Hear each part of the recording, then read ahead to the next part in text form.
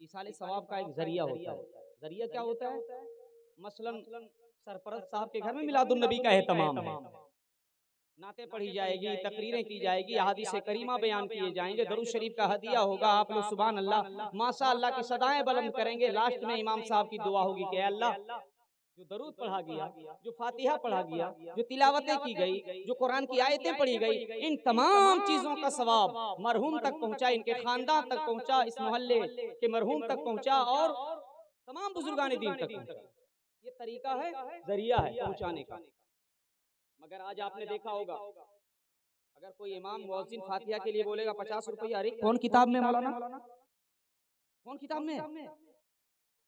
और मजार पे जो कव्वालियां होती है देखें कि नहीं, 20,000 दिया मौलाना, दिल खुश कर दिया बेटा, दिल खुश कर दिया, करो कव्वाली, माना नहीं तुम करो, लेकिन ये जरूरी है कि मजार ही पे हो, जहां मजार है वहीं कव्वाली। हाँ, वज्द में लोग आते हैं, कैफियत में आते हैं, ये तरीकत में है। तरीकत में ये है कि आप ढोलक बजाओ, हारमोनिया बजाओ, तबला बजाओ, औरतें जाए, मर्द जाए, गैर महरम जाए, ठेलम ठेली हो, रेलम रेली हो, और फिर जब फातिहा खत्म हो जाए, सारा काम खत्म हो जाए, तो मजाविर क्या दुआ करेगा? मज़ारों में जो अभी कव्वालियां होती है, क्या दुआ करेगा कि अल्लाह जो ढोलक बजाया है पहुंचा दे। मैं आपसे पूछता हूं,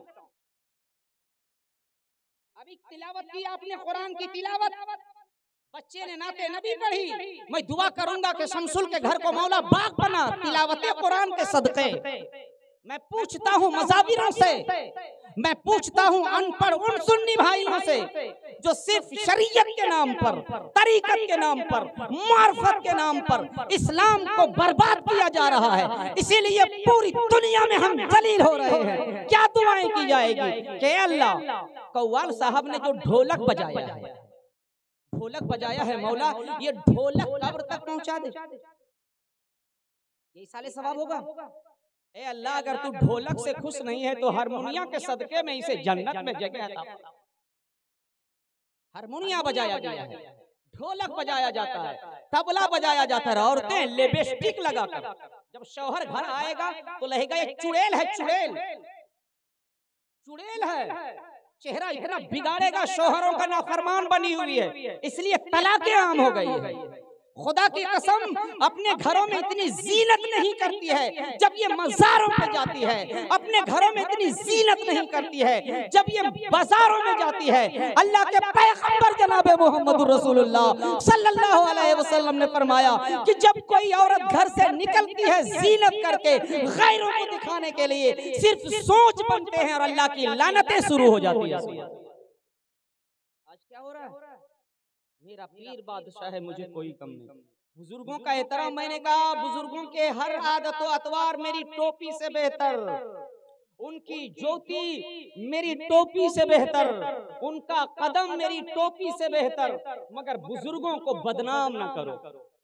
एक साहब आए, मैं अपने इलाके की बात करता हूँ, एक साहब आए, कहा मौलाना जब कोई कव्वाली पढ़ता है ना, बात औलिया किराम की हो रही, कव्वाली पढ़ता है ना, वज्द आता है, वज्द आता है मौलाना, क्योंकि अल्लाह का नाम लिया जाता है, रसूल का नाम लिया जाता है, हुसैन का नाम लिया जाता है, हसन का नाम लिया जाता है, ये है अल्लाह का भी नाम लिया जाता है, अल्लाह के नबी का नाम लिया जाता है, हजरत इमाम हुसैन का भी नाम लिया जाता है, हजरत इमाम हसन का भी नाम लिया जाता है। आपने आज से 35 साल पहले कव्वाली सुनी थी, ला इलाहा इल्लल्लाह मुहम्मदुर रसूलुल्लाह, सुनी थी कि नहीं? ये कलमा है, बहुत अच्छा है, इसके ही सदके में आदमी काबा जा सकता है, कलमे की बुनियाद पर जन्नत में जा सकता है, कलमा नहीं तो कुछ भी नहीं। मगर कोई कहे ला इलाहा इल्लल्लाह मुहम्मदुर रसूलुल्लाह, ला इलाहा इल्लल्लाह, ये तो कुरान की आयत है। आपने ये भी सुना होगा, अपने माँ बाप का दिल न दुखा, दिल न दुखा, सुना है कि नहीं? ये भी एक कव्वाली है, मगर ये कुरान की आयत है। अल्लाह कुरान में फरमाता है वबिल वालिदैन इहसाना, अपने वालिदैन पर एहसान करो। आपने ये भी कव्वाली में सुनी होगी, नाम ये तीनों जिसने लिए, जिसके सर से बला टली, अल्लाह मोहम्मद अली अली। सुनाई कि नहीं?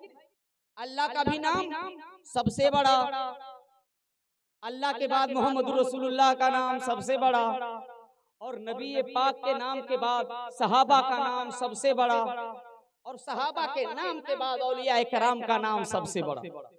ये कैसा वज्द है। अगर कोई कुरान की तिलावत करे, ला इलाहा इल्लल्लाह, कुरान की तिलावत करे, कोई कहे अल्हम्दुलिल्लाहि रब्बिल आलमीन, कुरान की आयत से वज्द में नहीं आएगा। कोई कहेगा डम डम डम डम, वज्द आ गया। कुरान की तिलावत से वज्द नहीं आएगा हजरत। अगर कोई कहे अर्रहमानु अल्लमल कुरान, कव्वाली में नात पढ़ी जाती है, कव्वाली में सहाबा का नाम लिया जाता है, कव्वाली में खुदा के हम्दो सना बयान किए जाते हैं। अगर कोई नबी की नात पढ़े, अभी मकबूल साहब नबी की नात पढ़ रहे थे, वज्द नहीं आएगा। कोई ढोलक बजाएगा तो वज्द आएगा। या अल्लाह, क्या हो गया है, क्या हो गया है इस कौम को? क्यों ये बिगड़ता जा रहा है? क्यों ये अपने बच्चे को बचाता नहीं है? क्यों ये अपनी भविष्य खराब कर रहा है? क्यों अपनी मुस्तकबिल को ये आग लगा रहा है? गौसे आजम की जिंदगी को समझिए, गौसे आजम के किरदार को समझिए, गौसे आजम के आदत व अतवार को समझिए, गौसे आजम के हरकत व सकनात को समझिए। जिसने गौस को समझ लिया वो अपने आप को समझ लिया। सुभान अल्लाह। सिर्फ ये कह देना गौस का दामन नहीं छोड़ेंगे, गौस का दामन नहीं छोड़ेंगे। जुम्मा के बाद जितनी नमाजें हैं सब छोड़ेंगे, जितनी है सब छोड़ेंगे, गौस का दामन नहीं छोड़ेंगे। अल्लाह के लिए जान दे देंगे, गर्दन कटा देंगे, मगर जुमा को फर्ज के अलावा गर्दन नहीं झुकाएंगे। मौलाना कभी नहीं झुकाएंगे। तनख्वाह दिए हैं आपको, ऐसा भागेंगे लगेगा मधुमक्खी काट रही है। मौलाना दुआ कर दीजिए, कोई दुआ नहीं करेगा।